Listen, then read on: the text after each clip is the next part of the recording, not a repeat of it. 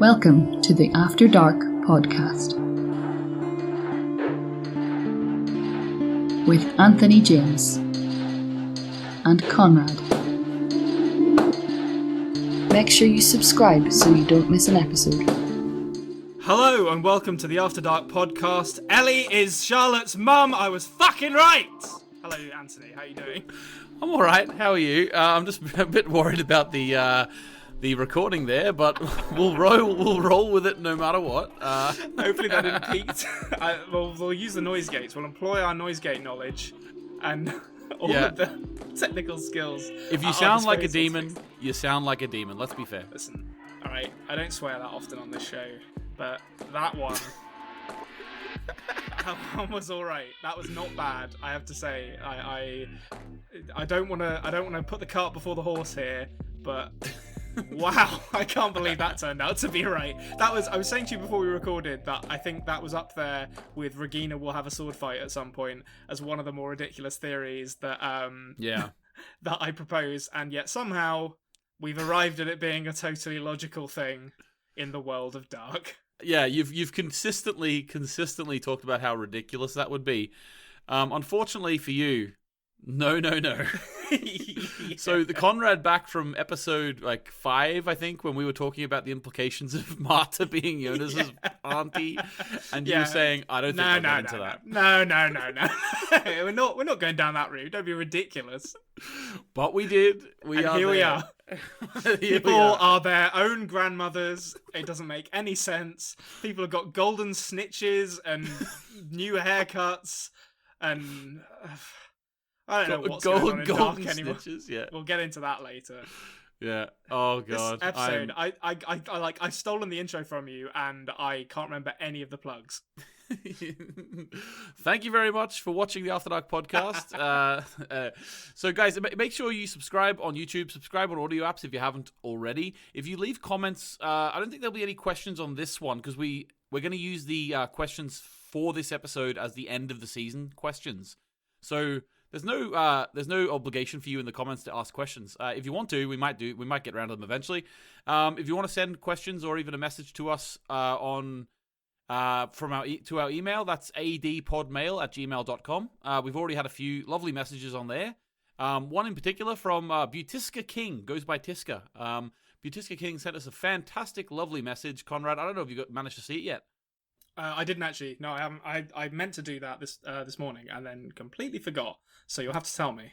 Yeah. So Tiska was just talking about how grateful she was of the show, and also that she wants to be a Konrad next time round. Well, there's plenty of room in the Konrad pool. Come on in.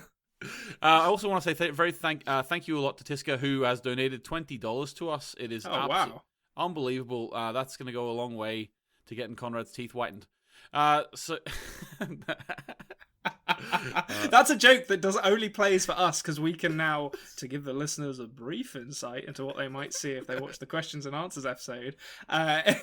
We can actually see each other now.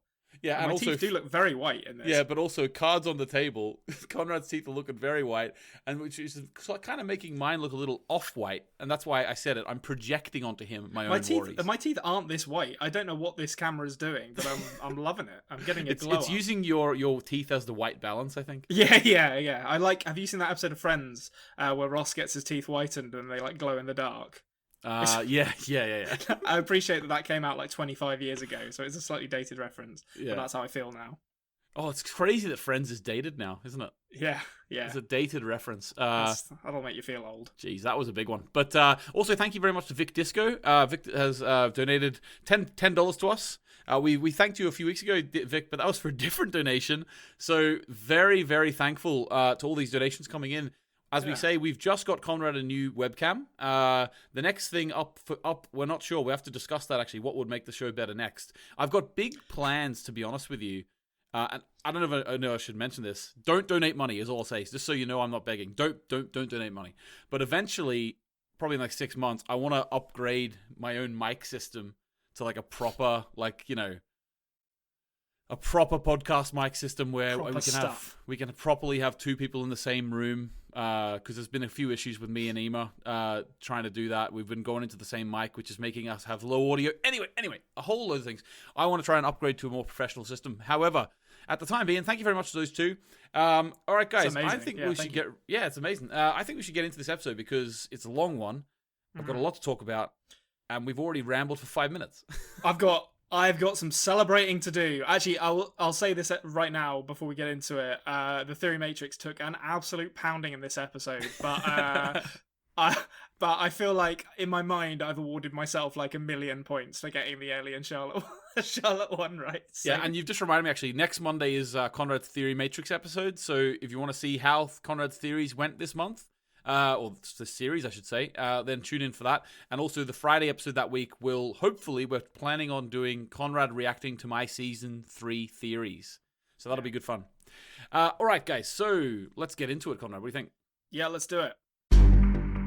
Oh, let's break it down! So the episode opens with Konrad getting a little, his Theory Matrix has taken a battering. The answers are going down, and then all of a sudden, a hand extends from Dark. Here like you go, a ray son. of light. Here you go, son. Take that point. Yeah, stick that one in the back of the net. I could. So Elizabeth is Charlotte's mother for anyone who is late to the party here.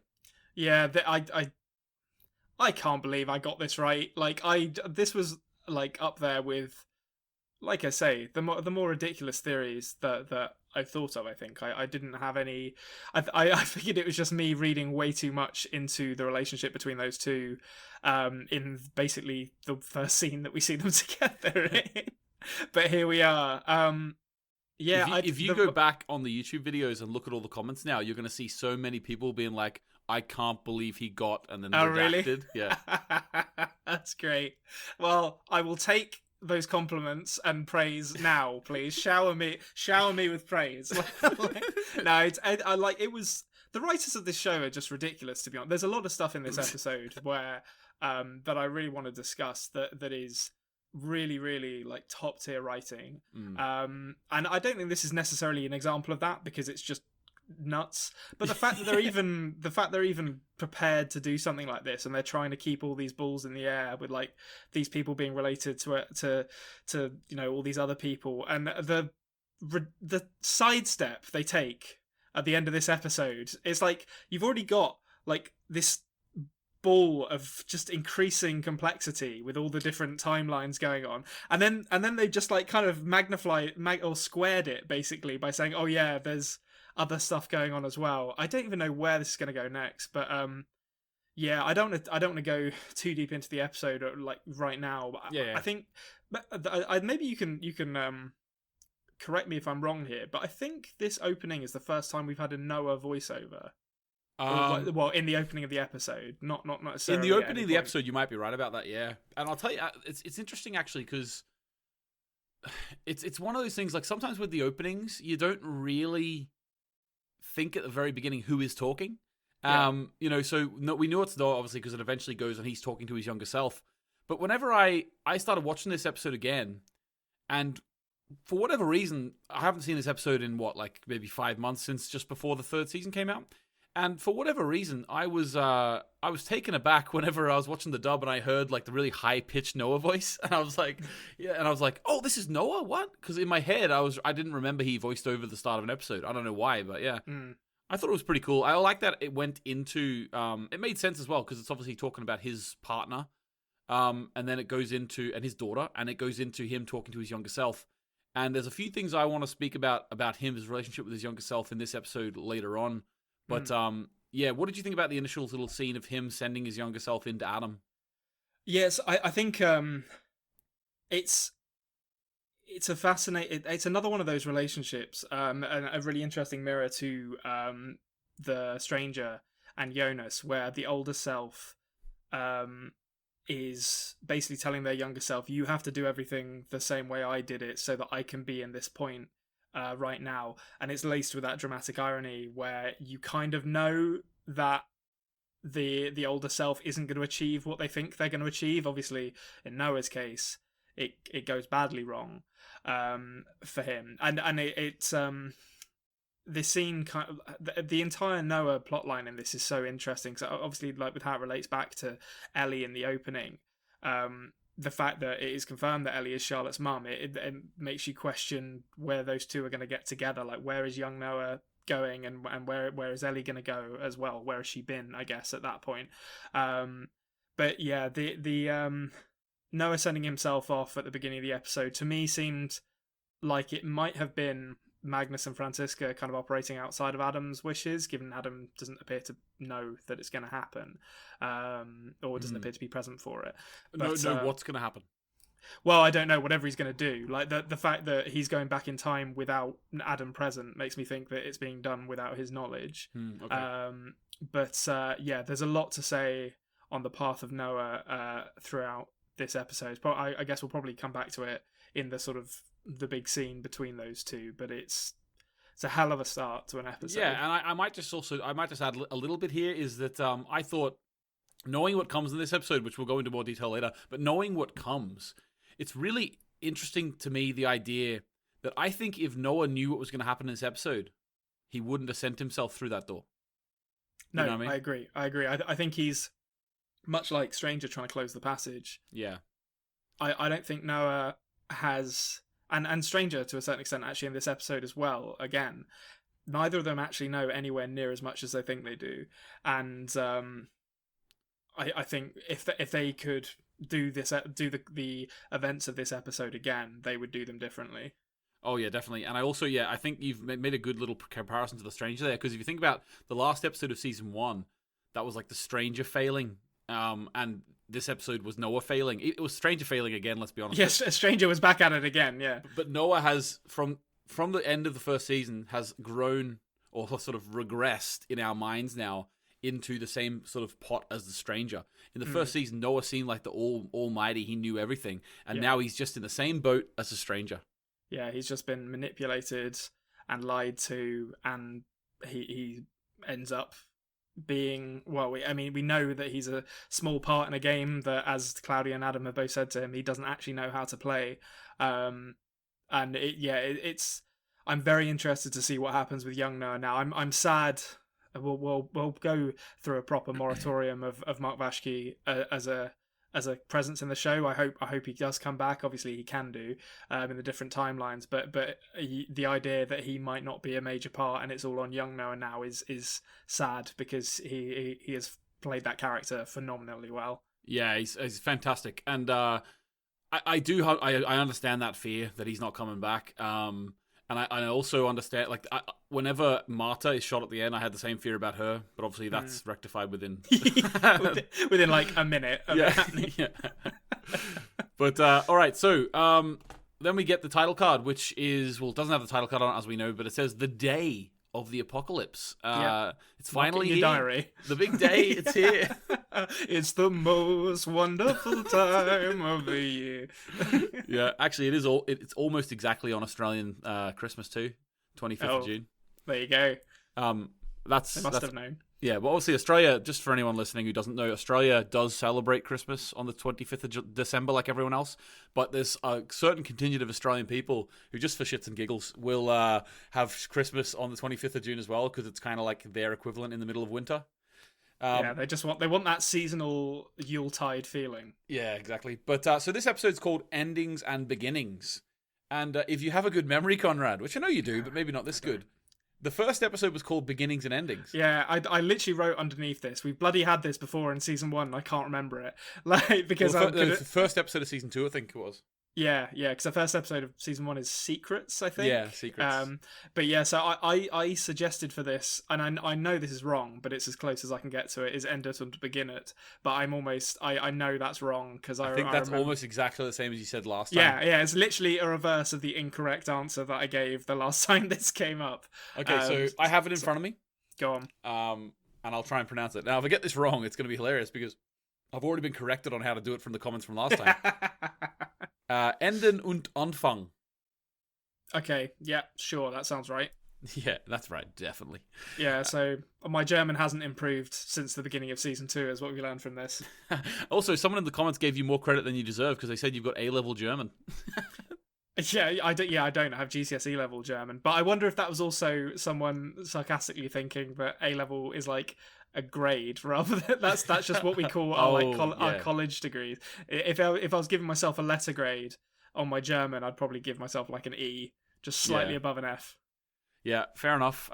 Probably I would agree, especially if it was an A level in it. Okay, so then I think we got an example of a little bit of that really cool writing you were talking about earlier, because we get Stranger and we get also a shot of the spot on the ground, which we've seen multiple times throughout this season. Yeah. And then that's also sort of now Jonas is sort of giving a little bit of narration while he's taking Claudia through the caves as well. Yeah. So the spot on the floor, I'll probably say this now because I don't think it's that much more significant than this, or I could be wrong. That seems to me like it's just him reflecting on the spot where Marta will die in this episode. I think I'd theorized. In fact, I know I had because I had to mark it as wrong in the theory matrix the other day. Something was buried there. Or something? Yeah, like I thought Jonas, as his young self, might have buried something under the floorboards. But yeah, I mean, it's interesting. Well, I think the initial shot of him looking at the floorboards was Hannah saying something to him like, why did you come here? Why did you come back? And then he looked at the floorboards. So obviously his idea is that he wants to stop it happening. Yeah, and I don't want to get too much into this now. We'll probably come back to this when the gun comes into the show. But Chekhov's gun. Well, I mean, it is Chekhov's gun. Obviously, it does eventually go off, but it goes off twice, in fact. The sleight of hand of the writing, as it relates to the gun, is so clever in this episode. Just how it's, I won't go too much into it now, but the way it's passed from character to character and eventually ends up right where Stranger doesn't want it to end up is a remarkable piece of writing. But I won't go too much into that now because there's plenty of scenes for us to talk about where that happens. Yeah. The thing I was wondering about with Claudia and Jonas is Jonas says they're changing a grain of sand. I'm not really sure exactly what it is that they're the grain of sand that they're like trying to change in this. Yeah. So in terms of this Jonas.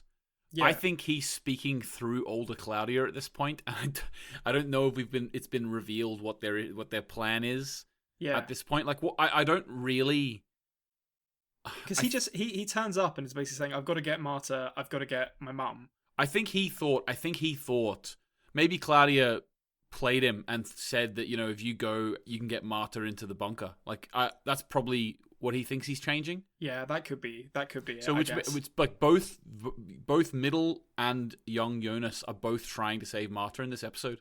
Yeah, and both failing. But it is it's interesting if that is Claudia kind of talking through him, like he's sort of internalizing her terminology for what she's trying to do, because it does imply that she has, figured out how to change things.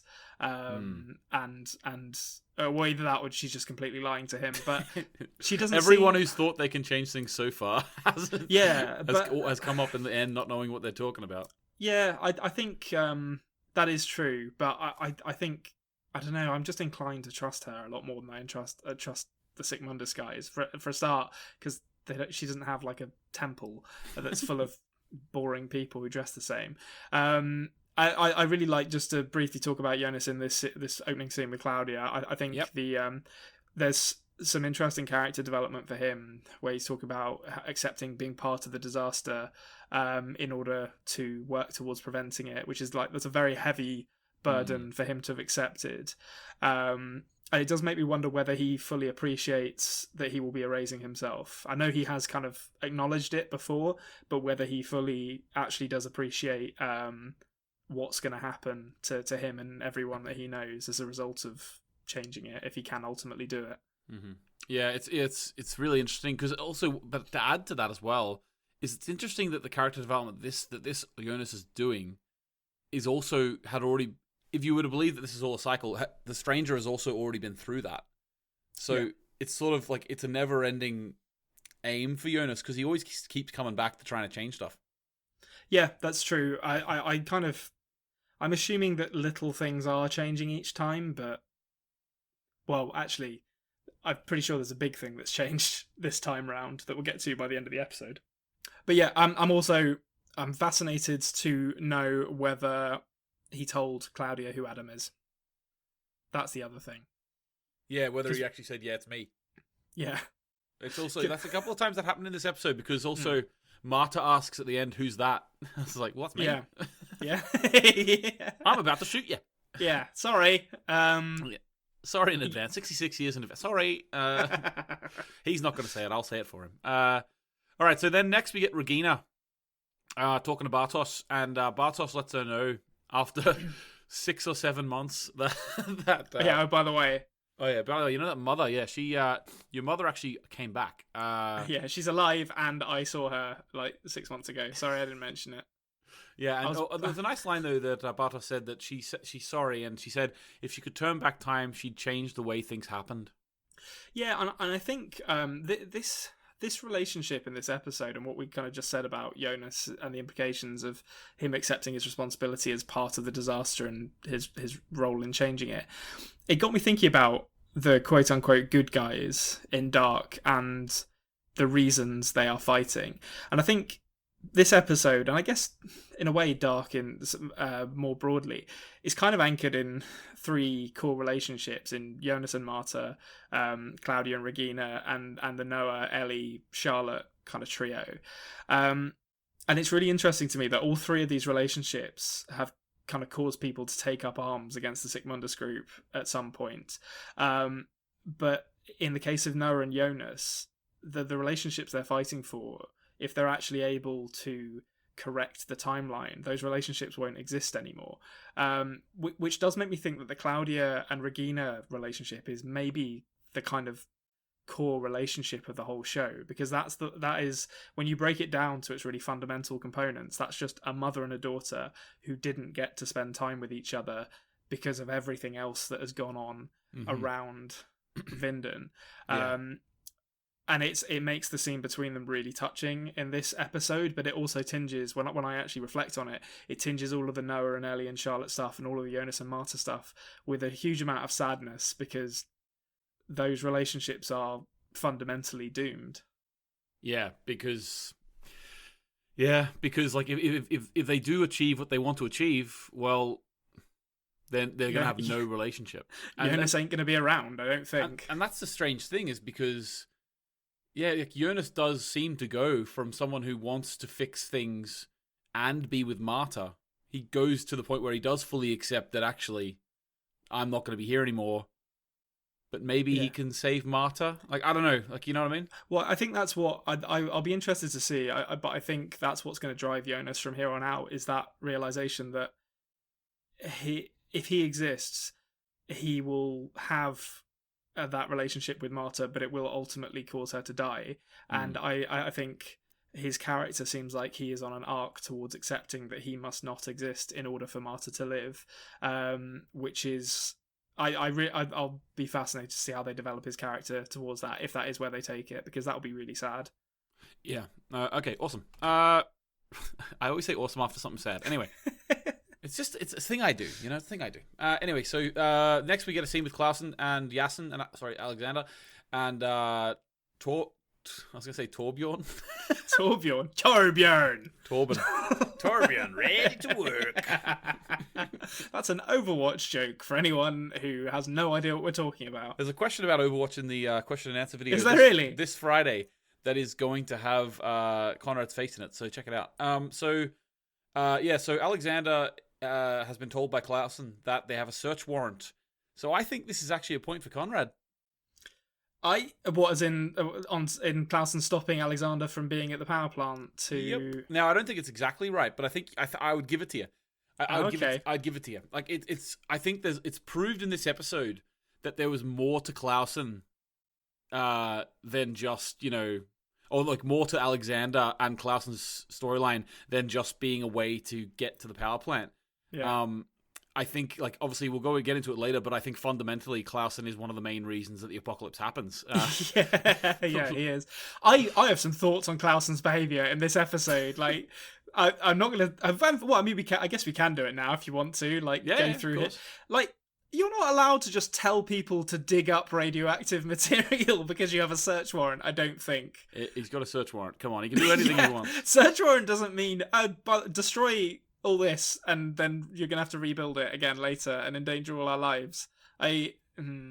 Part of me thinks, you know, is that like Alexander ordered them all to do this, and like all these guys are just like scientists who work in the power plant, and like so they know it's wrong. They know they shouldn't have done that. So whenever he's like, dig it up, like they're not in the right mind to think, oh, you're not allowed to tell us to do that. Like they're not criminals, you know. Yeah, I guess it's the weight off their shoulders to finally reveal the truth. It could be, but I mean, I'll remind you of that when we go through the Theory Matrix episode, because I think I actually marked that as orange because I wasn't comfortable claiming the points for it. But it's in terms of the original scene, Clausen still being a bloody like dramatic element in the show with his like kind of flicking the search warrant across the desk to Alexander. It's just like, come on, just, you know, there's no need for all of this. He really does ham up every scene he's in. And he's very good. Yeah, I'm here for every minute of it. But Torben actually deserts Alexander here at the end. Oh, but yeah, he does. He refuses to help him. So I guess we'll never know what leverage he had over him.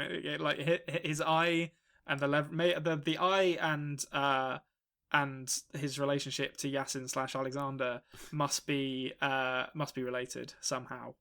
Yeah, it must be.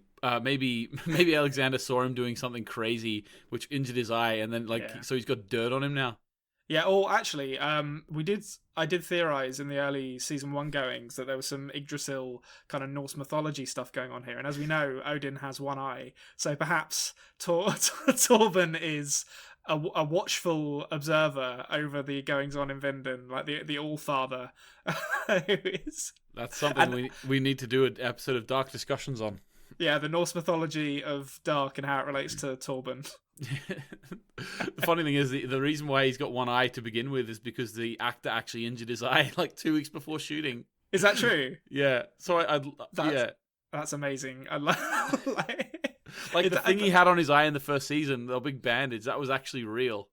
That's amazing. Well done to them for just being like, it's like in Empire Strikes Back when Mark Hamill got in a car crash and they just stuck in the bit with the Wampa at the beginning of it where he gets all scarred up. Yeah, that's right. That's great. Well, there we go. I hope that it's never mentioned again and Torben's eye just remains a mystery in the ether for all of us to ponder on. Yeah, exactly. That's what I'm hoping to. Okay, so next scene we get Marta comes into... Stranger goes around to Marta. And he's got a gun with him. He says, you have to come with me. And then she says, it's not right. It's not right. See, she seems to be... She's not really happy with the idea of continuing a relationship with a fella 33 years older than she last saw him. Yeah, I mean, the age is a problem and the relationship doesn't make it any better, to be honest.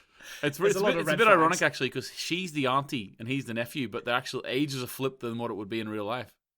Yeah, I think... Yeah, Marta has got the right idea here, though. Like, you probably shouldn't date someone 33 years older than you as a start, particularly when you're related to them. So I sympathise with her. But yeah, this relationship is amazing in this episode, and to kind of get into the sort of it's almost like a magic trick in the writing with the gun, really. So first off, like Stranger's desperation to kind of save Marta in this episode. It's interesting that it pushes him to the point of threatening her, which is maybe a brief glimpse into the kind of desperation that Adam is prepared to resort to, like later in his life. Just a sort of spark of that kind of, I guess malice isn't the right word, but that willingness to resort to violence. Although actually, I don't think there's any chance he would have ever shot Marta. Like, it's sort of threatening someone to come with you with a gun because you're trying to save their life is a bit like yeah, I don't know if I buy that. He wouldn't have done it. Although, the person, you know who I blame for Marta's death? Go on. Peter. Oh, open that bloody door. Yeah. Just she's locked in there for a reason, Peter. Yeah, would you not think of that? All right, so obviously this relationship, I thought it was interesting that she did reject him, but then later in the episode she sort of accepted the younger Jonas. Because once she saw her boy back, and it was actually confirmed, actually, no, this is my Jonas. Then she sort of threw caution to the wind. There's an element of like the doomed romance in that, of just like the world is literally kind of burning down around them, even though they may not fully appreciate it at the point that they see each other again. But he is her Jonas, in a way that the stranger isn't, although there's obviously still aspects of her Jonas in the stranger. But yeah, the real thing, the thing that there's a lot to love in the kind of death of Marta storyline in this episode, but the paradoxical nature of the pistol, and the fact that if Stranger had never forcefully attempted to save her at gunpoint, young Noah wouldn't have taken the gun from him, wouldn't have failed to use it against Adam, and then Adam wouldn't have had it to kill her with.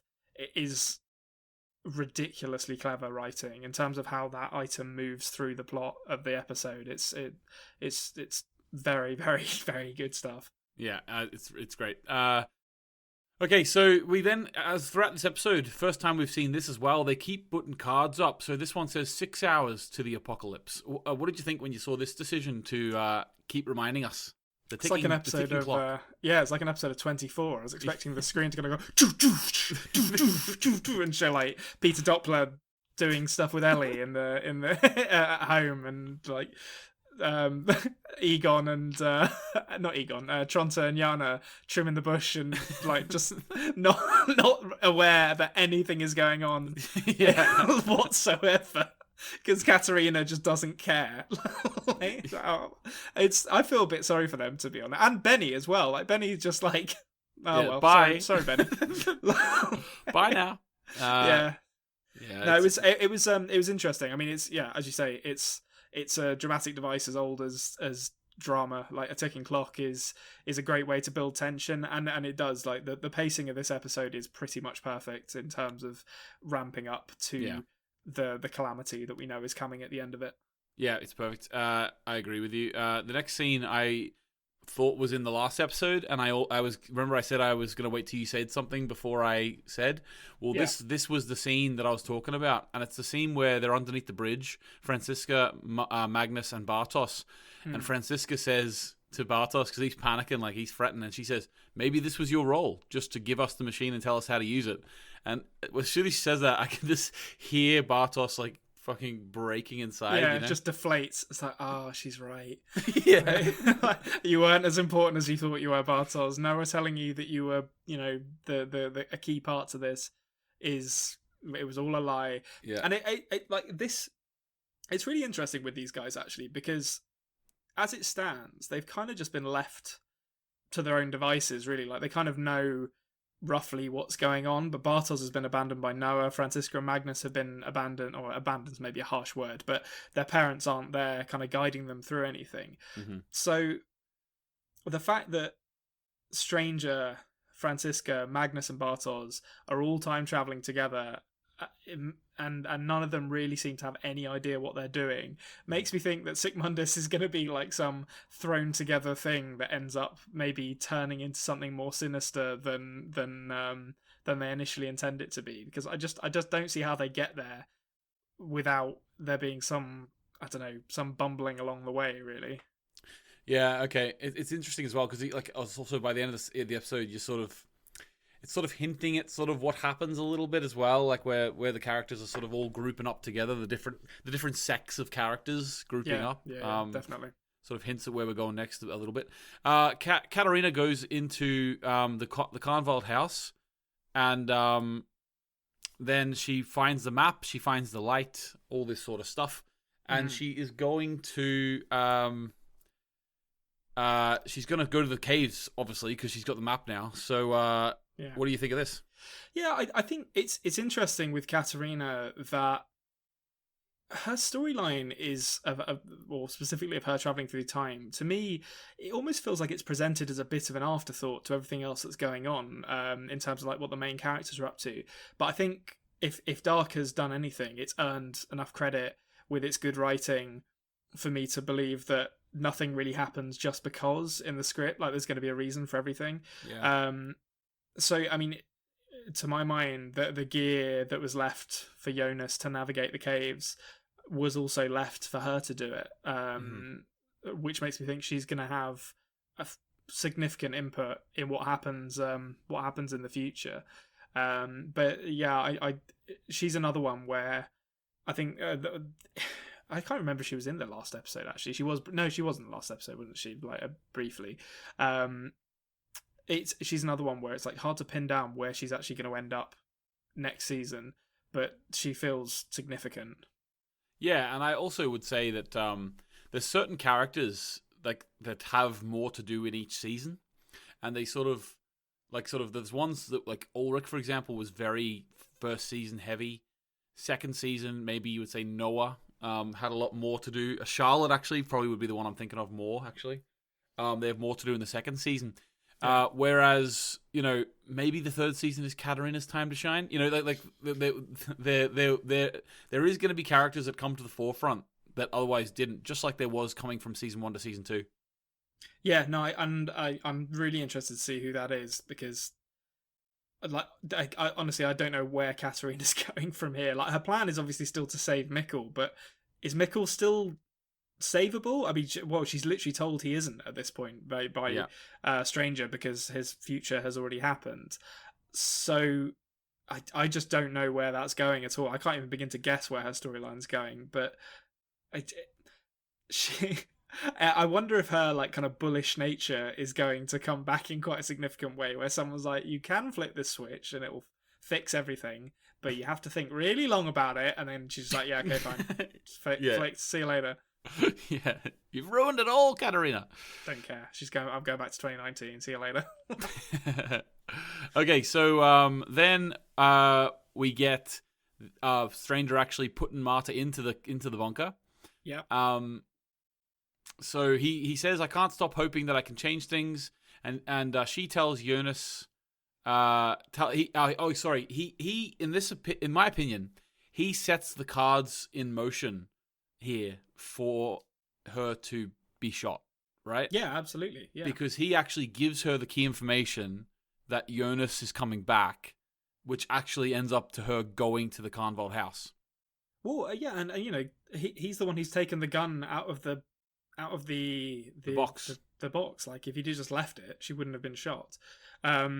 And I think this storyline really captures how out of his depth Stranger is, and how immature he is.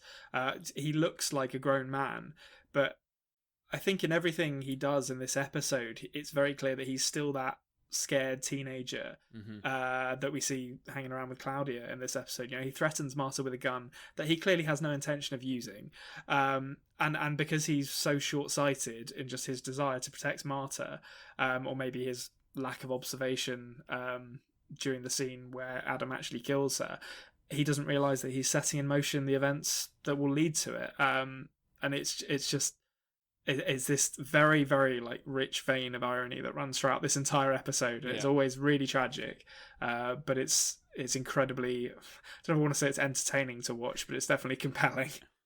Yeah, well, it is entertaining. I think this definitely it's a type of entertainment. I wouldn't say it's a happy sort, but no, definitely. yeah, it's heartbreaking to watch. Yeah, definitely. So Charlotte then comes into the police station. Torben, he's got something to tell her.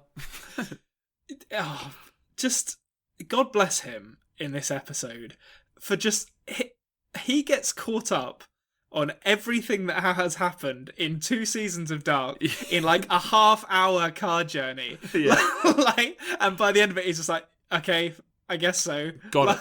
Yeah, I'm on it. Like, I think he might be the most competent police officer that Vinden has ever seen. Yeah, that's why he was so good at being a crooked or a bent copper. Yeah, it's he always looks a little bit upset. And it's never more evident than when Charlotte is like, Well, we don't even see Charlotte explaining it. We just see him responding to it later on in the car, and it's fantastic. I couldn't stop laughing because he was just like, "You're telling me that this is going to cause the apocalypse, and Clausen's going to do something there, and this is going to send everyone back in time." And then Charlotte's like, "Yep," and he's like, "All right, Well, what are we fucking waiting for? yeah, let's go." Yeah. Police squad, and they just hit the sirens and they go charging off. But and that's another paradoxical kind of relationship or string of events. Like Charlotte's determination to stop the apocalypse from happening is in many ways what causes the apocalypse to happen. Yeah. Well, actually, I'm pretty sure. I don't know. Did Charlotte have a thing? Like, did she actually have an effect? If she wasn't there. Oh, like yeah, because she touched the portal. Yeah. So like, there's these great moments in this episode where people I said this in episode 7 where Egon was talking about how being a good man and seeing the best in people didn't make him a good police officer because you have to be cynical. And I felt like it was a really damning indictment of the world that Dark is depicting. And I think this is an incredibly cynical episode as well, because you have all these people trying to do the right thing or trying to do good, albeit in maybe slightly unscrupulous ways, in the case of someone like Noah maybe. And they're all just failing left, right, and centre or making the situation worse. And Charlotte's probably the worst one because I don't think Charlotte is guilty of anything, really. Like, we haven't seen her do anything bad. She hasn't cheated on anyone. She seems like a relatively nice person. And yet, here she is causing the end of the world in her storyline. Yeah. Jeez, it's great. Like, every single character seems to have that weird, twisted fate where they don't know that they're causing these horrible things to happen, and and obviously most of the time they think they're causing the opposite to happen, but that they're not. Yeah, it's just a consistent theme that's brought back and back and back. And to be honest with you, knowing that there's only 3 seasons, you don't get tired of it. No, I'm sure not. Like it's phenomenal writing, and it puts me in mind of that old saying that like the road to hell is paved with good intentions, because it's people. And they're not even, acting selfishly or anything. They're trying to do the right thing, and they're just they don't know that they're actually doing the wrong thing. Yeah, exactly. So Elizabeth is looking at the watch, which maybe takes a little bit extra meaning on now, if you know what I mean. So Peter comes over and says that the stranger said only those in the bunker will survive, and then he probably lies to his daughter in the most heinous way possible. It'll be okay. Oh, okay. I don't think that was too bad. I felt like it was okay. Oh no, it was fine. I just mean like he wasn't telling the truth. Well, I think he believed he was. It might be fine. He doesn't know at that point. I think this was an interesting little cameo for Peter, this scene, that actually made me feel a lot of empathy. Or no, not empathy, a lot of sympathy for his situation, because basically, he's in an impossible situation. He can't get a hold of his wife, he can't get a hold of his elder daughter, and he knows that something awful is coming. And it struck me that this is one of the few times in possibly the whole of the show where a parent has kind of unequivocally put their child first and actually said, something bad's happening, you're my priority at the moment, I need to get you to safety. And he takes her and he puts her in the bunker. And it's actually, at its core, it's a very sweet moment just between Peter and his daughter, even though he has no idea what's going on. Like, he's literally like, I don't know who's telling the truth, but I know that if I put you in the bunker, you'll be safe. And that's all he's thinking about. So it's actually, I thought it was quite a sweet moment for him. Oh, it definitely was. It definitely was, yeah. I do like the relationship between these two. It's one of those relationships where sometimes you have in TV and film where there isn't really much said, but the way that it's portrayed, and there's definitely not a lot said from Ellie. Yeah, no, I know, definitely, yeah. but like the way it's portrayed, you just know that they have a close relationship. Yeah, definitely. I think that's testament to both the acting and the direction of the actors, because particularly, and I don't know the name of the little girl who plays Ellie. Carlotta van Volkenheim. Okay, that's a great name. But she is is you talk about actors or actresses who are sometimes asked to play characters who have something on their face or a mask, and how much of a thankless task that is. But not being able to speak it must be a hard thing to learn to convey emotion with. I don't actually know. I'm assuming she's not a deaf mute actress. Is that a theory? What, the actress isn't deaf mute? Yeah, is that a theory? Yeah, stick it in the Matrix. She like captures the emotion that her character feels and would want to express perfectly. I think she is phenomenal. Probably one of the best performances of a child actor I've ever seen, actually. Oh yeah, like I agree with you. Like, she's far beyond any other child in the show. I mean, good thing Yasin was kicked off. He wasn't very good, but also good character. Good character. Not that good at acting, to be honest with you. We didn't get a chance to get to know Yasin though. Like, think how he could have flourished. You know what? When you get confronted by a stranger in the woods and you're not putting your best shocked face on, I'm sorry. Mikkel as well is obviously an actor that I like. I love the actor that plays Mikkel. He's great most of the time, but he's very clearly an actor that they've protected a little bit. Like when they knew he was going to have emotional scenes with Ulrich in the second season, they were like, geez, what are we going to do? This actor can't cry. Drug him. Yeah, put him on sleeping pills. Yeah, we'll have him have a goofy smile. I keep going back to that little smile he does when Ulrich hugs him, and it is quite funny. She's just like, yeah, Daddy's back. Yeah. Whereas Ellie is just like, she's so serious all the time, and it's brilliant.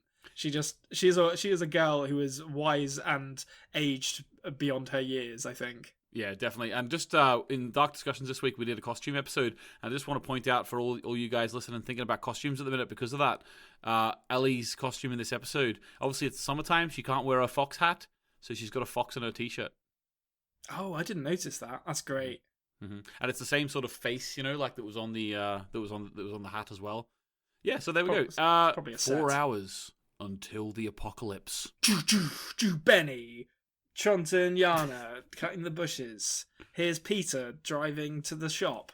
I love how now Yana's joining Tronta, trimming the bush. Yeah, they're having a nice moment together. She confronted him and was like, "You're trimming other women's bushes." He's like, yeah, "You're welcome to join." There's a little kind of drama going on about Tronta and his indiscretions, and they don't know what's going on. Yeah. Okay, so we then get Katarina. She comes downstairs in the Karnvald house. She's been there for a while at this point, because I think she was there right after the 6 hours to go, and now she's still there with 2 hours to go. Oh yeah, she probably 4 hours to go. So had a little nap. She's had a little nap, yeah. So helped herself to the milk in the fridge. Yeah, she's probably, to be honest with you, she's probably spending time in the house because she knows that's where her son spent so much time. But also she's looking through the photographs. I imagine the actor who in the photograph. Could you call them an actor if they're just in a photograph? I don't know, but I'd imagine well, it's just a person at the time. I imagine the person in the photograph was the actor who plays old Michael, Oh Michael. Yeah, it must have been. It looks so much like him, that it must have just been an old photo of his. But if not, that is a hell of a mock-up / they found a hell of a good lookalike. Can you imagine going for that hard to try and find a good lookalike just for a photograph? Yeah, just I think this show would do that though. I wouldn't put it past them. I would not put it past them. But I mean, it would be a hell of a lot easier to just ask the actor, "Do you have any old photos of yourself?" Yeah. Okay, so as the seasons go on, I find I warm to Stranger more and more. Even though we know he's Jonas, obviously we're very warm to him anyway. But to be honest with you, in this scene, when Katarina is so aggressive and she's saying, why I wish you weren't here. I want Mikkel, not you. Yeah. And he's just saying, and it's your fault. I just love his performance here. How he's just like, yeah, it is. He's played with such vulnerability in the last few episodes, and yeah, you're right. Like, Katarina is so cynical. Like the fact that her mind, when he says, "You can't just go back and get Mikkel," and her mind immediately goes to, "Oh, he's just trying to protect his own skin." Yeah, is such a a great kind of encapsulation of how her character's mind works, that she can't see beyond the things that immediately affect her. And yeah, as you say, like the Andreas Pietschmann's performance is once again amazing here. Like the sort of the pathos and the vulnerability that he brings to the character is fantastic. And there's some really interesting stuff in here as well. Like I can't die because my future already exists. It's a bit of a puzzler to me. Like I don't really understand how that works yet, but I hope maybe we'll get some of that from the end of season 3, by the end of season 3, but I don't know. Well, you kind of already got a bit of that in this episode, because the idea that the gun didn't work for Noah to kill Adam sort of shows that the way this timeline's working is that if you exist, like, because he exists, that must mean Mikkel always went back. Yeah. So no matter what happens, it's just playing into that timeline. Like basically, it's alluding to the idea that everything is predetermined. Yeah. I guess that's a good point actually. With like in comparing it to the gun, is that you if she tried to change it, something would stop her from correcting it. Exactly, and like we'll get more. I don't know. Well, actually, I may as well just say it now because it is the next scene with the gun and with Noah. In my opinion, this happening, and I'll try not to say anything that's a spoiler. I don't think this has anything to do with the spoiler, to be honest with you. But the idea that like the gun jammed, when I first saw that, if I'm going to be honest with you, I thought to myself, oh, so what? The gun just jams every time? And then I thought to myself, well, no. If you view it as like all of these events have to happen the way that they have to happen to cause the situations that are happening, like for everything to keep going, it has to happen this way. So the only way that the loop was able to continue was when time made the gun jam at that point. Yeah. You know what I mean? Like maybe if time had put together a load of instances where the gun didn't jam, then all of this would break down.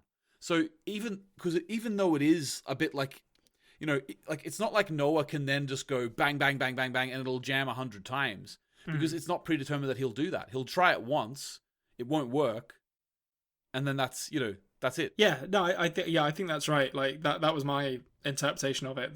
That the gun has to jam there, like because that's because Adam has to survive, because he needs to then go and do something else. Like the loop is self-sustaining, and there are moments of, I guess, if they happened in isolation, what you would call fate or you know, divine intervention or whatever you want to consider it, which are part of that self-sustaining cycle. Yeah, and to be honest with you, like the idea of like guns jam, just it does happen. Yeah, that does happen. Yeah, it's not impossible. The idea of the gun jamming, right, is to me the same fatalistic idea as like in the last episode of season 1 when middle-aged Helga happened to be driving down the road at that same time when the old Helga hit him with the car. Like every single moment has to line up, and just because, like, you know, I think a lot of people would sort of fixate on that gun jamming and think, well, that's a bit convenient. But I think I view it in the exact same way everything else had to line up. So in this loop, the gun jammed. You know, that's just what happened. Yeah, and I think they have that safety net of just like, this is about a cyclical timeline, so these things have to happen. You know, it's the same thing with Ulrich beating Helga's head in and then him somehow recovering without any medical attention. You know, it's very, very, very unlikely, and I think the more distance I get between that occurring and where I am presently, the more I'm just like, okay, yeah, like it's not just it kind of is convenient, but it's not convenient because of lazy writing. It's convenient because this is about a self-perpetuating cycle of time, which needs these little moments of luck falling in a certain way in order to carry on the way it's carrying on. It took a lot of really good writing to get to the point where we can call that convenient. Yes, you know what I mean? Yeah, exactly. Like, and I think, you know, you look at the quality of writing, as you say, that surround those moments, and they're clearly not the kind of writers who'd be like, oh shit, I don't know, write ourselves out of this corner really quickly. Like that was, it seems like a cop-out, but it's done very deliberately in amongst some fantastic and very, very complicated writing. To go back to the, you know, the gun moving between characters in this episode, they're clearly capable of manipulating quite complex plot lines. So it's, yeah, like they get a pass from me as far as I'm concerned. Yeah, exactly. What did you think about the idea? Like, I sort of noticed a little sort of bit of analysis with this in this scene I'm going to do now. I enjoyed the idea of Noah. So Noah in this scene very much was sympathetic to me. I empathized with him, even though he's killed children in the past. Like, we can all, like we'll give him a pass just for this scene, right? The redemptive cycles of child murderers in Dark. Dark, yeah. Yeah. Does Hannah get a chance at redemption? Never. But see, these child murderers, geez, lovely fellas. No. But basically, Noah is like the goodie, I would say, in this scene, right? Oh yeah. And Adam, Francisca, and Magnus are the baddies. And I just find it so intriguing that in this timeline, like later in their lifespan, when you compare it to season 1, like Noah was the bad guy, 100%, and then and then they were all the good guys. And it's literally just in the span of one season, it is completely flipped, at least in this timeline. What's really interesting in this scene, I'll talk about like the scene as a whole in a second, but the sound mixing in this scene, that normally Noah's theme is overwhelming in the mix. Like when he walks on screen, it's like it's ominous and it's present and it's strong. And in this scene, it's still there, but it's overwhelmed by. I haven't actually noticed what like kind of Adam's theme is, like if there is one, but it's overwhelmed by what is going on in the rest of the sound mix. Like it kind of presents it as quite timid, and it's really, really clever editing of the production on the sound design and the score. But yeah, I mean, this is as much of a redemption as we could hope for from Noah's character, I think. I had in my theory matrix that I thought Adam was going to allow Noah to kill him because that was part of the cycle. And I think in retrospect, I was quite naive to think that, to be honest, to imagine that someone as kind of megalomaniacal as Adam is would ever allow himself to be killed when he's the one who he believes is destined to guide humanity to its natural conclusion.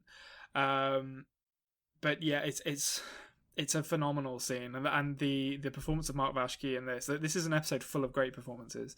But his performance here, where he's desperate, and he's nervous, and he doesn't really seem to know how to use the gun, and he's sort of he just has this like panic in his character that we haven't seen before, and you immediately empathize with his situation and kind of see the realization in his mind that, oh, like I'm not going to be the one to kill Adam here. Like this is all part of the plan, and this isn't going to go well for me. Yeah, and like his face is very much like, oh shit. Yeah, you can see it, the dawning realization in his face, just like, oh, I should have listened to Claudia. Yeah, and then I love like we'll get back to Agnes shooting him in a minute, but I love like when it cuts from this scene to his younger self arriving in 2020, and it's just like this, like we've just seen his end, right? Yeah. And what we're seeing now is the beginning of his mission. You know what I mean? Like, so Adam, he's been sent to 2020 by himself or Adam, whoever it was, and he's now starting his mission, and we just saw the end of it, you know? Yeah, and there's that kind of dramatic irony in a lot of these moments where you're kind of rooting for the younger character to do something different to avoid that fate, but so few people that we've seen thus far have managed to avoid their fate that it's kind of impossible to imagine that Noah is going to be able to do it. Although, with that said, he's such a strong character, both in terms of his performance and in terms of like how he's actually presented in the show, that maybe Noah does have it in him to alter the course of history, if only slightly. That'd be interesting to me. That idea. I'm interested to hear some theories from you based on that. Okay, that's one thing I actually want to. Don't tell me any of it. Have you got any theories coming out of this episode? Oh yeah. Good stuff. Like there's. Hold on. Let me. I'll consult the Matrix. Yeah, I've got a few. Most of them I think will come to naturally as we discuss it. There's one or two that I might have to just toss in at the end. But okay, yeah, awesome. There's some big uns. Okay, I can't wait. All right, so then we get Jonas is in the tunnel with Claudia, And in fact, actually, sorry, I was just going to say, yeah. but like, I wanted to mention Agnes like actually shooting him. Or do you Yeah, want to do I'm that sorry. out? Yeah, we'll go back to that. Yeah, so like, I don't want to say too much on it, except that it's really interesting, and I guess I really should have noticed this sooner. But that Agnes has ditched the sort of colourful, sexy clothes for something far more conservative to kind of embody her rejoining the Sic Mundus cult, and obviously that's not by accident. And I think the visual language of their outfits is letting us know that these are all people who are like of a uniform way of thinking, and that there's like no room for individuality in Sic Mundus. The reason I mention this is just because I spotted one or two comments. I think from either last week or the week before, that were like sort of questioning why I sort of gave Claudia a pass when the Sic Mundus people, or Adam, I guess, are kind of talking the same kind of game as Claudia. And I think this is one of the reasons why. The visual language of Dark is telling us that these are people who are slavishly devoted to one person. So while like Adam and Claudia might talk in similar terms, Claudia has, well, as far as I'm aware, never compelled anyone to use violence on anyone else, and doesn't have garish monuments constructed underground. And she's also the one who's always getting her hands dirty, whereas Adam, we haven't seen him get his hands dirty once until the end of this episode. So but it's interesting to see. I think the reason it stood out to me in this episode was because Agnes has previously dressed in such a provocative manner that seeing her in a very sort of conservative outfit really stood out to me. Yeah, it's almost like she's finished her mission of seducing Doris. Yeah. So she's back in the sort of very very conservative, very restrained ranks of Sic Mundus now. Yeah, interesting. Okay, so what did you think about the idea of time in the passageway? Claudia and Jonas opening it up again. So the visual effects around this are amazing. I love the kind of ethereal flow of time into the passage. It reminded me a bit of like the life stream in Final Fantasy, like the spirits within. It's this sort of flowing, beautiful ethereal substance is really lovely in its presentation. We'll probably come back to it when Katerina opens this door, but I don't know what reopening the passage has done, but that passage is doing some things that it wasn't doing before. Yeah. Okay. Like it didn't used to have lights in it. I'm gonna say that for a start. Yeah, like I did notice. Maybe I'm wrong in this, but I did notice that the little fuel holder that Jonas put into the machine, I thought it looked slightly different than the last time.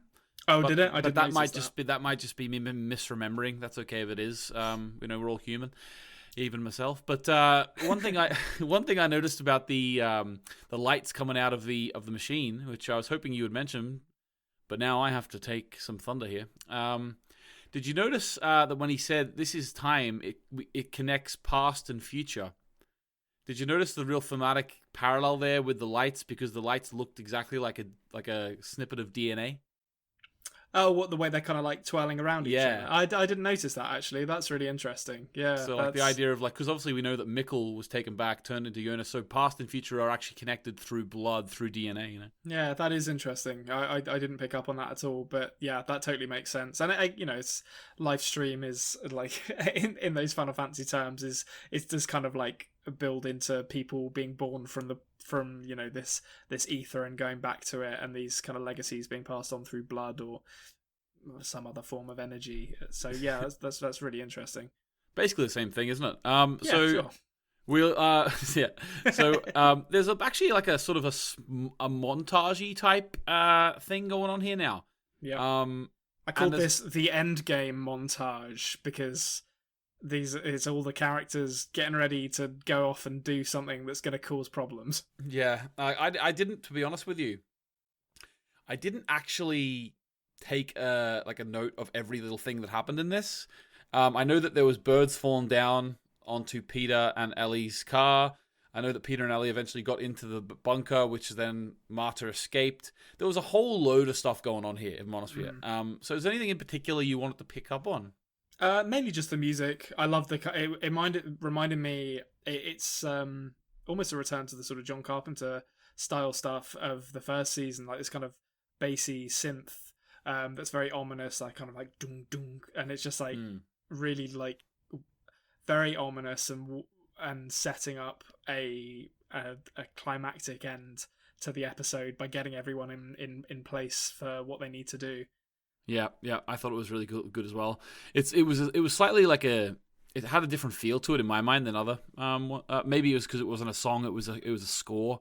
Yeah. There was no actual lyrics to it, so it was a bit different, and there was more sort of dialogue over the top. But yeah, it was really good. Very much setting people in place, as you say. Then we get at the very end of that, we get Jonas and Claudia coming out of the cave, and Jonas says, "You don't have much time. Take the machine to the bunker. I'm gonna go get Marta and my mum."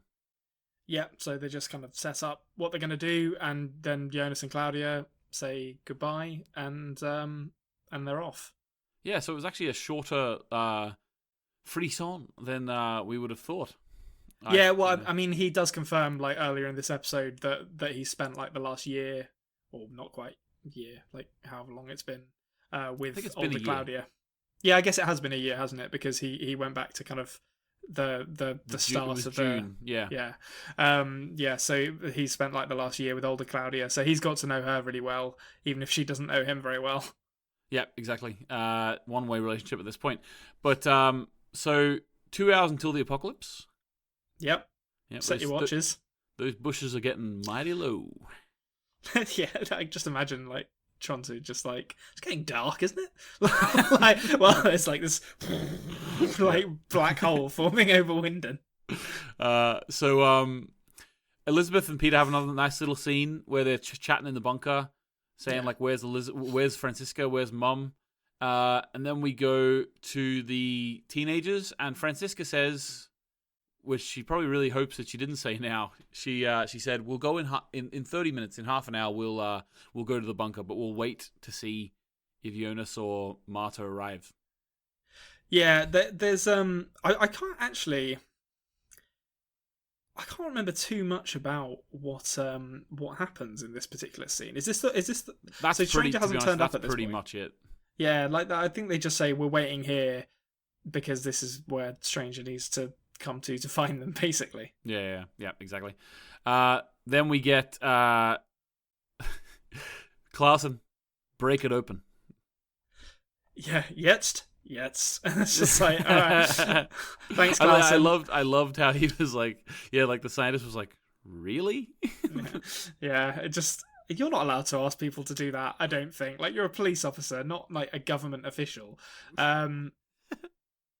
There's a great line in this where it's actually when they initially uncover the barrel before the montage starts, where he says, "This is our elephant." Obviously, that's great. See the whole elephant thing, but it put me in mind actually of something which I'd completely forgotten up until this point, which is I don't know if you know about the elephant's foot in Chernobyl. It's like I haven't watched Chernobyl. Well, not just the show, but just I know in general. Real life too, but I don't know about it now. So basically, there's like this kind of slag heap of incredibly radioactive material, which is called the elephant's foot, which you can only take pictures of through like a series of mirrors because it's so radioactive that just getting close to it will kill you. When you look at pictures of it, it's very like ominous, very kind of evil looking because it's just this black pile of, well, it's not molten anymore, but this irradiated metal that is just completely deadly. And I wonder if the whole kind of elephant thing that Clausen has brought with him to Winden is meant to conjure images of the elephant's foot in Chernobyl, because obviously Chernobyl has been referenced many times in this show. Well, now that you've said that, I believe that 100% now. Yeah, 100%.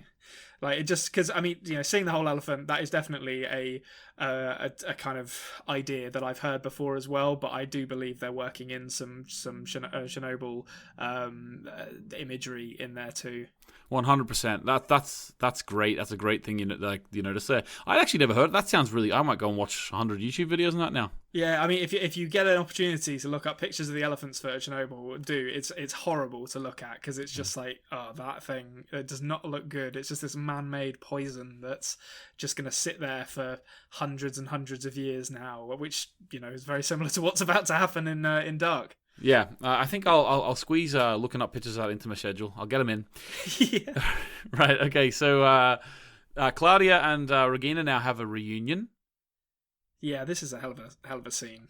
Yeah. So it's what I find so heartbreaking about this is that Regina, looking at her mother, must realize after the initial shock's gone, she must realize I'm literally seeing my mother hardly any time after she left me. Yeah, yeah, like no time. Well, I say no time. I guess it's probably been 5 days or so. yeah 5 4 days. days, Yeah, since she left her, and it's such. This is one of the most, for me, one of the most touching scenes in the whole show. I think. It's very short, but Deborah Kaufman, the woman who plays Regina, she kind of she does a great job of capturing that kind of exhaustive crying that one does when like a kind of long-standing pain is finally released. Like she just lets it all go. Yeah. And you can kind of see in Claudia's performance, which I think the actress is called Julia Jenkins, who is that makes Middle sense. Claudia. Yeah.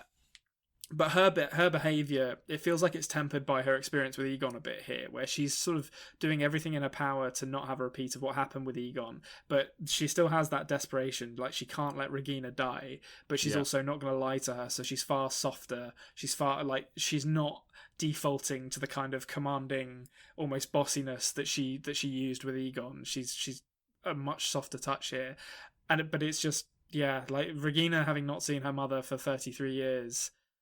But for her mother it's been less than a week, it's really, really like captured in their performance. Yeah, it's a great scene.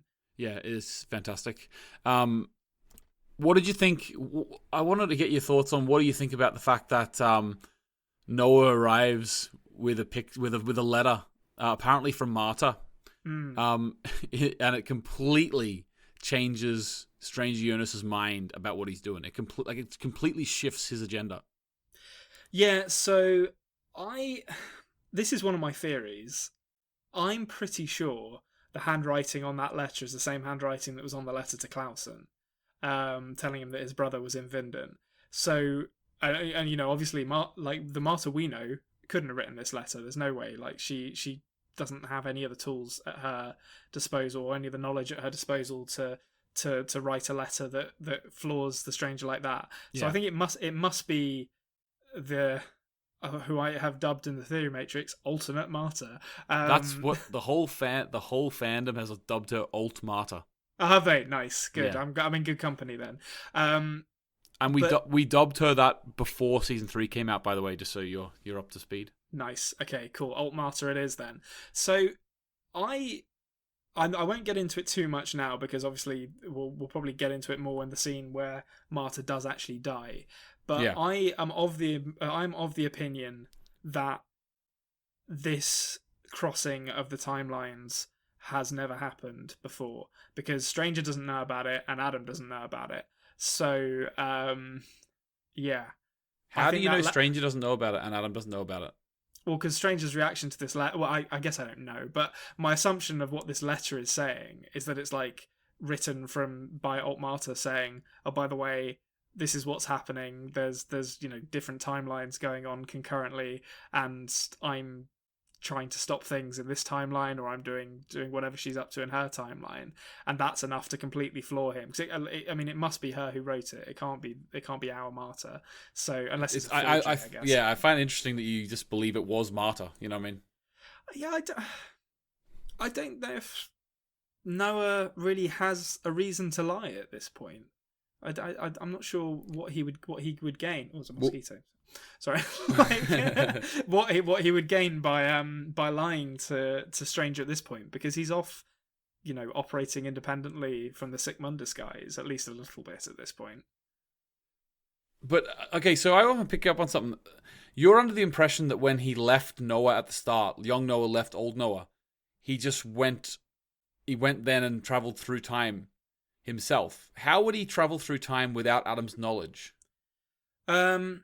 Well, I mean, Adam wasn't present when he went back in time, so we know Magnus and Franziska were the ones who sent him back in time. Okay.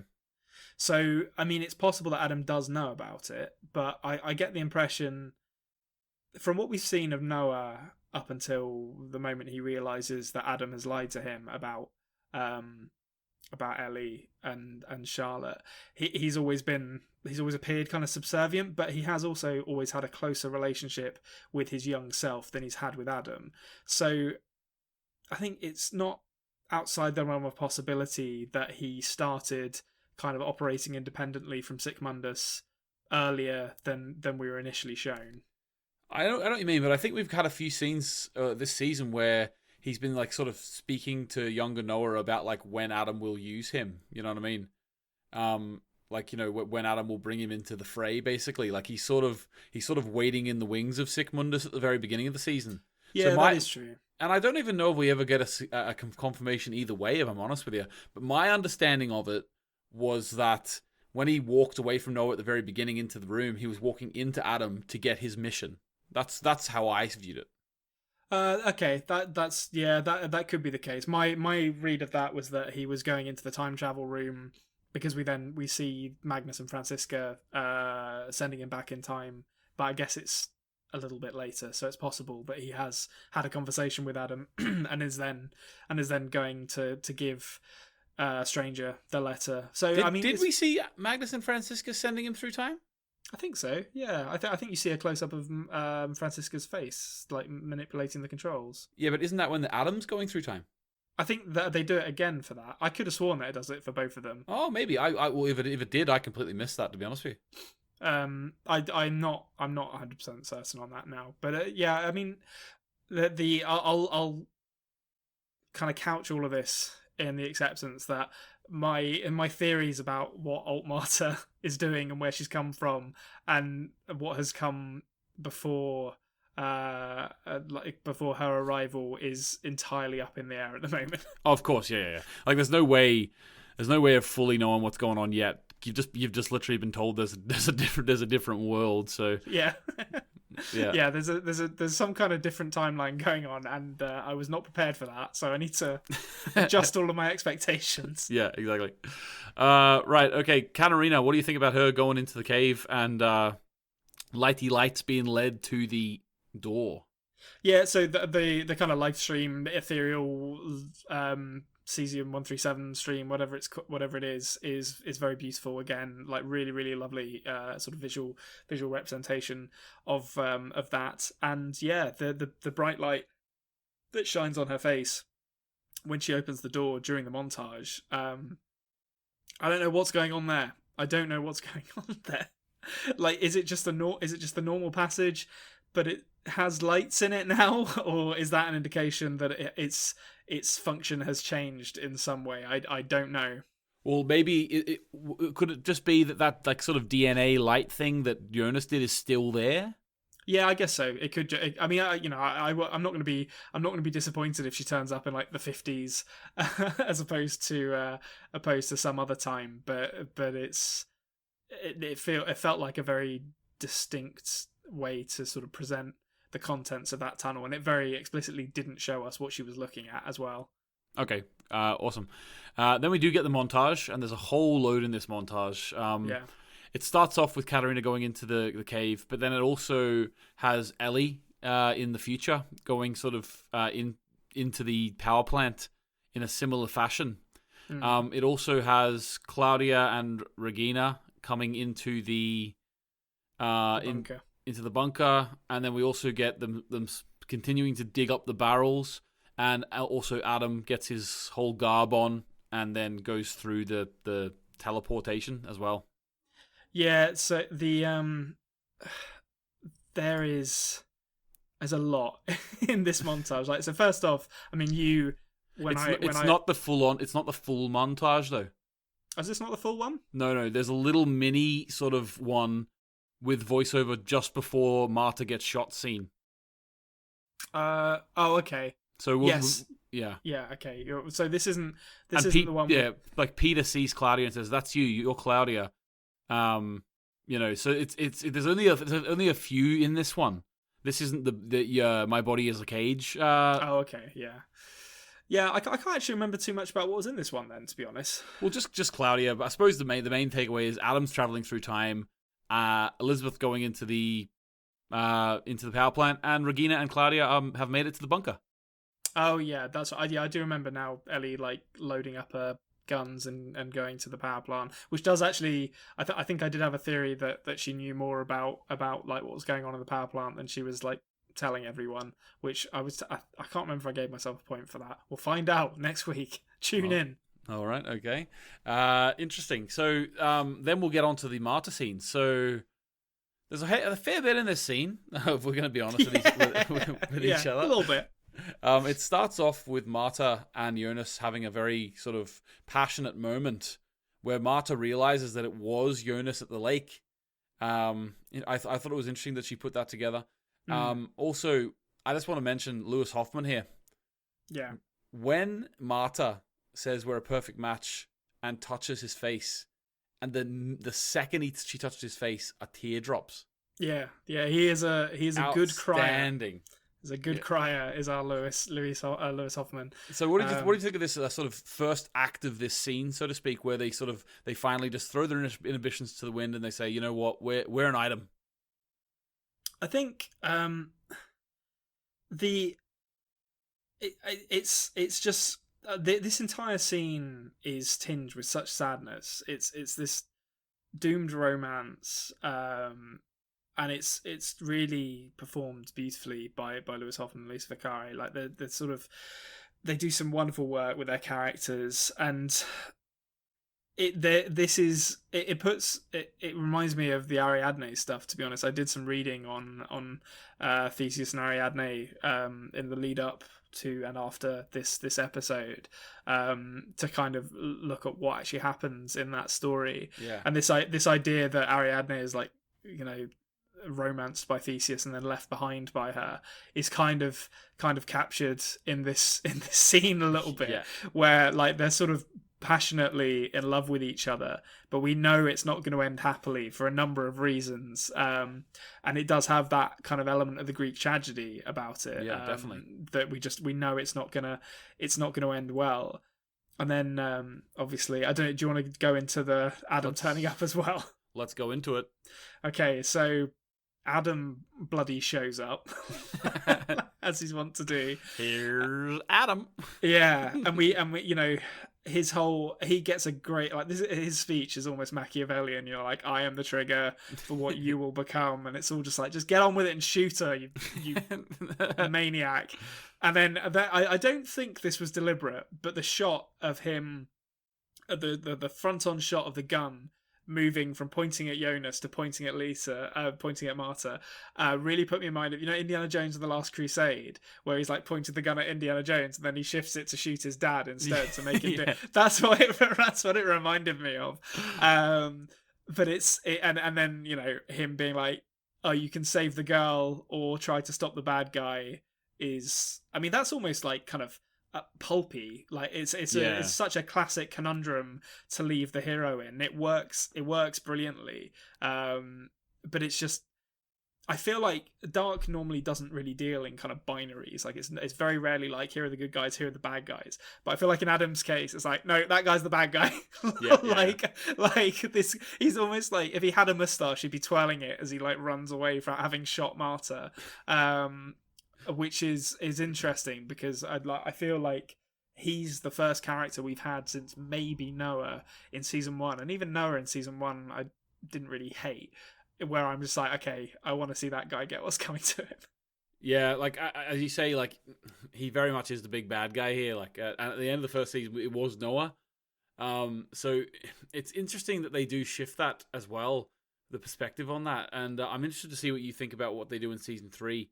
In terms of that, because I'm not going to say it's the same sort of idea of shifting perspective, or whether it's just, you know, Adam is the bad guy, you know. So I'm interested to see what you think there going forward. What did you think about the idea? Like, did you pick up on the idea when she was shot, the bullet hole was like right in her midriff, which sort of echoes Strange's nightmare about the time sort of God particle coming out of her midriff. Yeah, I wonder if that's that. So when I saw that scene initially, my assumption was that she had become pregnant from from when she and Jonas had sex in the summer of 2019. So I wonder if that's not the case, and it is instead Stranger reflecting on this wound that she sustains as like because of Adam. It could be both, I guess. I haven't really started unpacking that fully, but that definitely does explain or is a potential reason why he was seeing that in that nightmare. Yeah, like he's still carrying that with him. Which, and, as Adam said, you'll carry that, forever. Yeah, and I think maybe you can explain this to me, because I know it's been shown to us several times, and I can't honestly remember what we've actually seen in relation to it. But the circling of the 27th on the calendar, is that something that I've forgotten that is like important? Well, we just know that was there in the future. Like we had seen it there before, and like the idea to me is, now this is, I think it's all up for interpretation, but in my opinion, I think I'm right. I think basically what they're showing is that Adam believes that this is the moment that the circle is complete. He has just sown the seed in Jonas becoming Adam, right? Oh, okay. Yeah. So he puts the circle on that date as in like, this is the day the cycle continued. Yeah. Okay, that makes sense. Yeah, I just wasn't sure if there was something else that was supposed to happen today that maybe I'd forgotten about because it was mentioned earlier in the season, because I'm now incapable of remembering things that have happened like 6 episodes ago. No, just the apocalypse, just the small happening of the apocalypse. That was all it was. And the cycle closing, obviously. Now is the scene with the My Body is a Cage, what do you call it? Montage. One of my favourite montages in the whole show.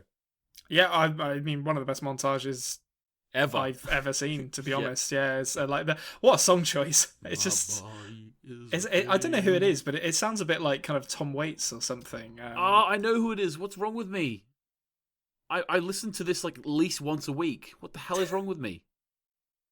You do what I do and just don't pay attention to the names of the artists that you're listening to. Peter Spotify. Gabriel. Oh, is it Peter Gabriel? Yeah, it's Peter Gabriel, yeah.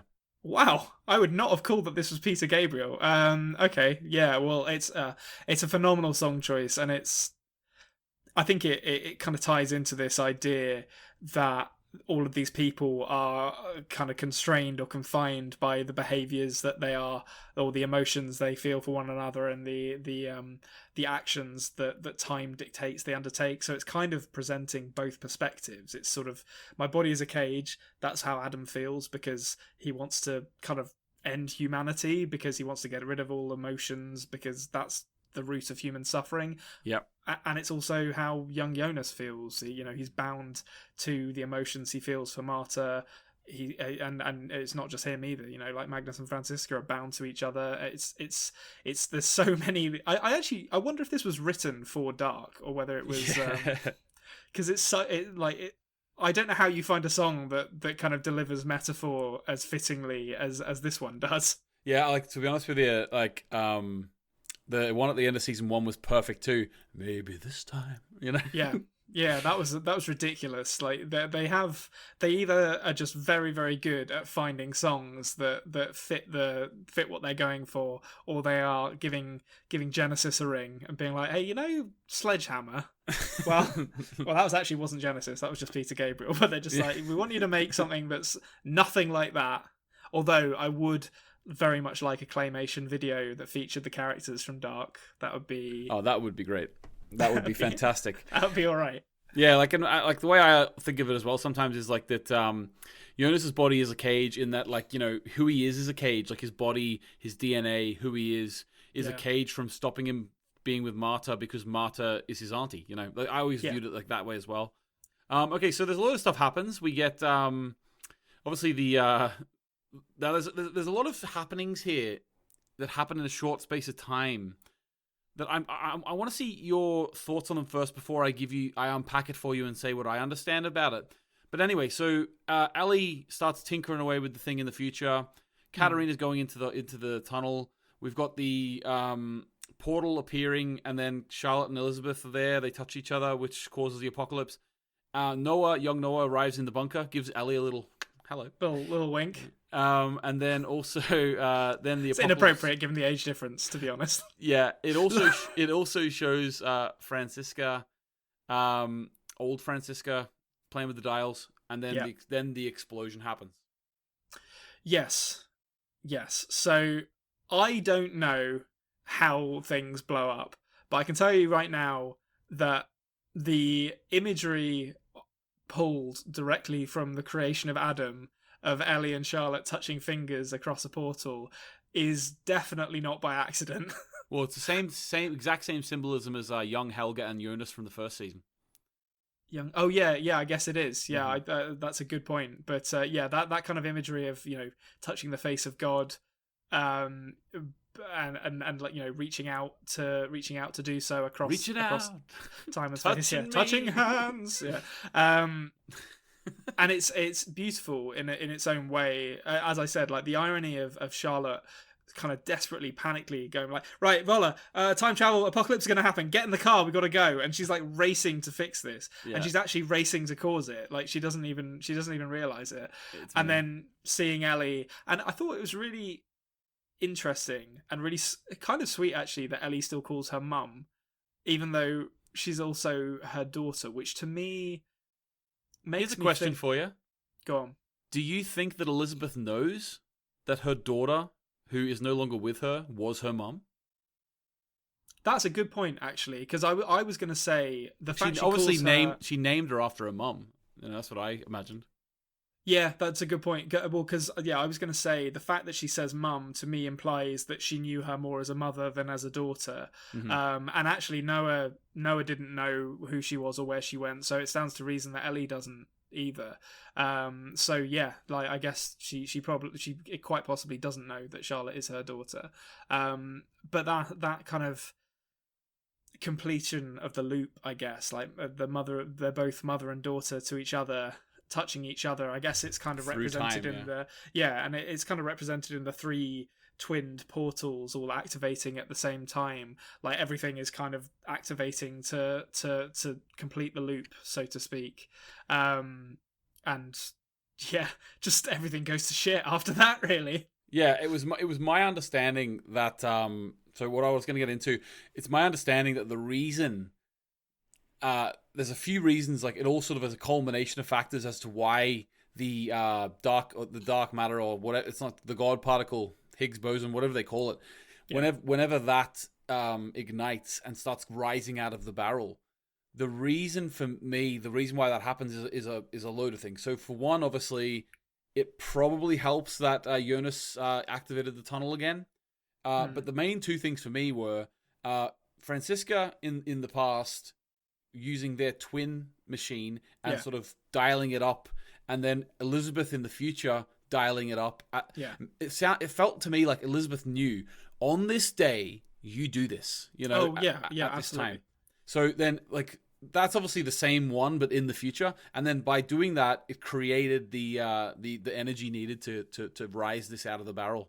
Yeah, like I think of it in terms of, like, to use a really kind of clumsy metaphor, I think of it as like if you had three torches and you're shining them through like a piece of fabric or something like that. If you turn on two of the torches, you can still see the light from the other side. Yeah, and that's kind of what's happening here. I think like the energy from the other two twinned portals is kind of bleeding into this timeline and giving it the energy it needs to open. So it's not it's not a case of them accidentally activating it in 2020. They were just there when it happened to get switched on in the two other timelines. Yeah, and I also kind of feel like, the answer to the question, why didn't, whenever Helga and Jonas touch each other in season 1, why didn't that cause an apocalypse? Well, the answer to that is because this has the energy of the future ball and the past ball all filtering into this. Which when it was made it such a bigger portal as well, obviously, that when they touched, all of that energy was dispersed from almost 3 timelines. Yeah, I mean, and like think of the amount of cesium 137 we're talking about. Like the one that Helga and Jonas touched through is a little vial of a couple of milligrams or millimeter. No, what's the how do you measure liquid? Mils. Mills, sure, let's say Mills.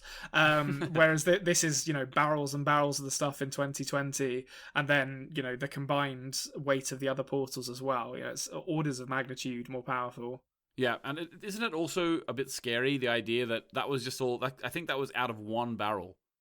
So the rest of it is still in there. But obviously it's not activated because it doesn't really fit the same... So are they... I'm trying to think. In 2052... obviously there's like a bunch of rubble where the kind of concrete containment chamber for the barrels was. So we haven't seen any other barrels in there, have we? No. I'm just trying to get a sense of whether they maybe were removed at some point in the aftermath, or whether they're still there. They might have been. Yeah, definitely might have been. And sort of resealed somewhere else, maybe. Yeah, by Voller. Just put another truck somewhere. And I was like, they'll be fine. Yeah. Charlotte's gone. I only admitted my crimes to her, so yeah, exactly. It's fine. Clausen's dead, and like Voller survives, but he's blinded in the other eye tragically. Yeah. Although, didn't we see Torben's gravestone at the start of the season? Yeah, but that's just because like he's become like a kind of blind, kind of Kenshi samurai. It's symbolic type now. Yeah. Like it's the old Voller is dead. Yeah. And now he's kind of taken on this new sort of Daredevil style persona as like the blind guardian of Vinden. Yeah. It's a shame we didn't see him in the future when we were there. You know. Well, I mean, you know what happened actually? He went down in a fight with Regina to the death. Swords. Yes. Yeah. That fits perfectly. Yeah. So all of a sudden, Jonas, stop your crying. She's right here. What is going on here? I literally said "holy shit" out loud. Like when someone. Well, actually, I'll tell you what I said when because the shot is kind of him.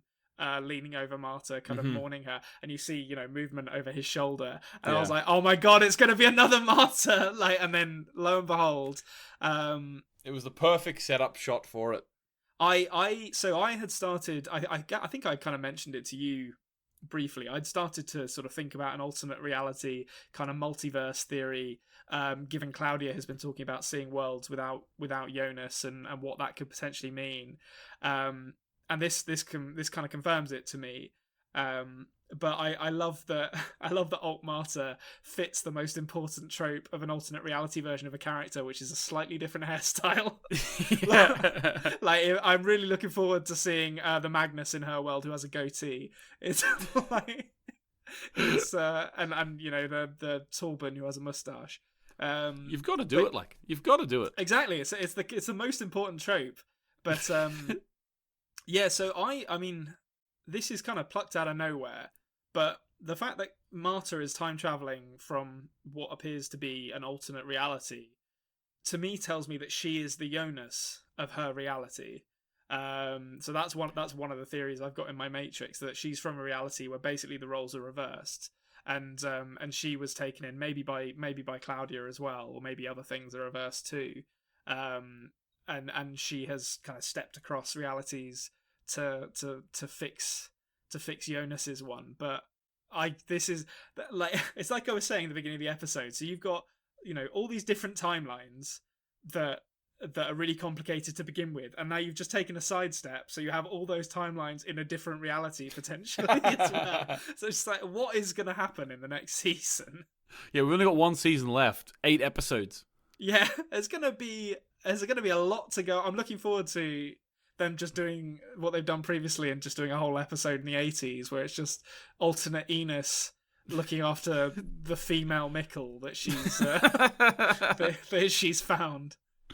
It's ridiculous. This show's dumb. It's so ambitious. It's so stupid. But yeah, so in that timeline, I think the Flash ran really fast and broke a hole in time, and now Jonas and Marta are off to a different world. That's what you think that what happened in the other one? Yes. Superman is a communist. That's a Red Sun reference. So anyone who hasn't read Red Sun, Superman's a communist in that world. Okay, awesome. Right, okay, so let's. I'm sure you'll talk about more of the scene when we actually do get into your theories in the breakdown, but let's get into that now. Yep, cool. Let's do it. So, what do you think of this episode? I actually didn't check the IMDb rating, but we'll assume it's good. Yeah, this was amazing. This was a great way to end a season of television. It had amazing cliffhanger. It had some great dramatic moments, particularly Claudia and Regina's reunion and Jonas and Marta's reunion. It was compelling from start to finish. Like it was pretty damn close to a perfect episode of television, I would say. I cannot wait to get into season 3. Yeah, well, to be honest with you, neither can I. I'm really looking forward for you watching my theories now. Not that any of them are any good, but I just think it'll be so interesting to see what your take is on them. By the way, the IMDb rating for this one is 9.5. Yeah, I mean that's I kind of think at that point you're like splitting hairs. Like you might as well just call it a 10 and be like that was an amazing episode of television. Like that's great. We'll round up. Yeah, round up. But yeah, I'll give that one a 10. And it's nice that comes on the heels of probably my least favorite episode of the season, with what is probably my favorite episode of the season. Yeah, you rocked a few boats with that actually, because there was a couple of people who were saying that like this episode 7 is their favorite episode. But as I said before, I think the difference in watching method, binging and not binging, will play a part there. And also at the other time, everyone's looking for different things in shows. So yeah, I mean, you know, whatever you're into, my opinion is objectively right. So like it's, yeah. But no, I mean Argue all you want. I think part of that is probably that when you're watching one episode a week, if one episode doesn't have that much that propels the plot forward, which I felt like last episode didn't, it can feel a bit stagnant. Whereas this one, just everything moved. Like there's nothing that will be the same at the beginning of season 3 as it was in this episode. So it couldn't be more compelling. Which I think is why it was so entertaining. Although I do also see what you mean. I think it's episode 6 as a kind of dramatic set piece, I feel like is probably the strongest episode of the season in terms of what it actually delivers, and probably the episode that I'd be most likely to show someone if they weren't that familiar with Dark from this season. Yeah. Okay. Theories, go. Right. Okay, so we've had a couple of them. So obviously I think Alternate Martyr wrote the letters to Clausen and Stranger, maybe others. Young Noah and Ellie, I think they're going back in time together to either the 50s or the 20s. We know they're together now, but I don't think they're having that baby in the post-apocalyptic future. I just don't see them kind of cozying up in the woods like with their baby while there's war going on outside. So that's one of them. I think Charlotte probably traveled through time when she touched that portal, so I don't think she's dead. I think Vola is dead. I think all the people that we saw graves for are dead. I'm trying to think who's missing from that. I guess we didn't see Clausen's grave, so I don't know. Maybe Clausen will show up somewhere. Maybe he got encapsulated in the portal. I don't think alternate. So this is kind of the big one for me. So the way that Adam talks to Jonas about this killing Marta being the trigger to set him off on the path to becoming Adam makes me think that there's no way that alternate Marta showed up for him. So that to me is like confirmation that the timeline has already diverged. And that something's already different. Which feels enormous. That Claudia has actually found a way to change it. Oh well. I mean, change it by bringing in outside help, bringing in the cavalry. And then this is just kind of a little aside, but I feel like we didn't even mention it, to be honest, but her sort of golden snitch time machine orb thing that she has, that's awesome for a start. I feel like they're constantly one-upping themselves in their time machine designs. Yeah. But it looked very similar to the kind of golden compass thing that old Claudia had in her possession when she died, that we saw among her possessions in the kind of autopsy room in the 50s. Yeah. So I think it's implied by Marta showing up that Claudia has been in touch with her, but I think that kind of confirms it, that Claudia has travelled to this alternate timeline or alternate world or whatever you want to call it previously, and has gear from there, basically. Interesting. So those are my big ones. Awesome. Have you got any little ones for us? Well, I say those are my big ones. Those are all of them. Okay. Those are all of them. I think I was gonna kind of. Do you want me to make sort of broad predictions for season 3 in this one? We'll leave that until the. I don't know. You can, yeah, because the next week's one is the theory matrix, so that's going over your theory. So yeah, make the predictions now. I mean, Okay. we're already we're really running long, but this is a season finale. yeah. Who cares? Yeah, give the people what they want. Yeah, exactly. Some random theories that won't amount to anything. I also love. I only care. I start caring about how long this episode is at an hour and 44 in. Yeah, that's too long. An hour and 42, you're laughing. An hour and Yeah. 44, no one's going to listen to that. Goodbye. I'm just kidding. All right, so every single, I'm only going to make one for the time being, I think. But this struck me at the end of the episode. So every single season has introduced at least one new timeline. I guess in season 2's case, you could argue it introduced 2 because we didn't really see any of 2052 in season 1. Yeah. So, and it made me start thinking, what timelines are we going to see that we haven't seen already? And I'm gonna go very conservative with this because I need the points. But I think there's a precedent for it. So I think we're going to see 1890, 99, 98. I don't know what it would Try be. again. What are we on? 2020? Are we just on 2020? 2021. 2021. So yeah, 1898. Then No. if it was a 33-year cycle. No. Wait, hold on. No, that's not right. 1888. Yay! Yeah, there we go. He got there in the end. Maths. Anthony's a mathematician. I am not, although I do work with computers, which is worrying. Yeah, 1888. So I think I think we'll see something in the 19th century, which is very exciting because I want to see people. I want to see. Germany had cowboys, right? That's what we'll get. We'll get like, Yeah, of course. It'll be like Back to the Future 3. It'll just be a bunch of cowboys and steam trains and stuff.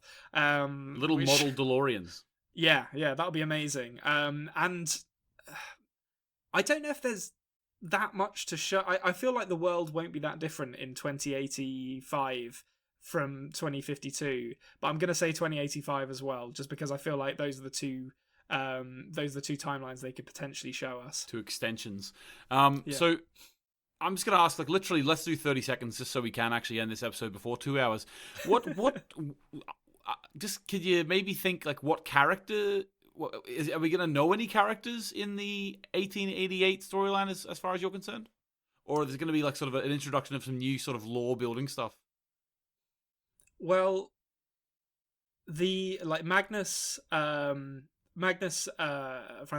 and Bartos all need to age like 33 years to get to where they are in the 20s. So I think they're going to be the ones who go there. Okay. Interesting. I think Stranger is just going to jump them all the way back to. I think what's probably going to happen is he's going to panic.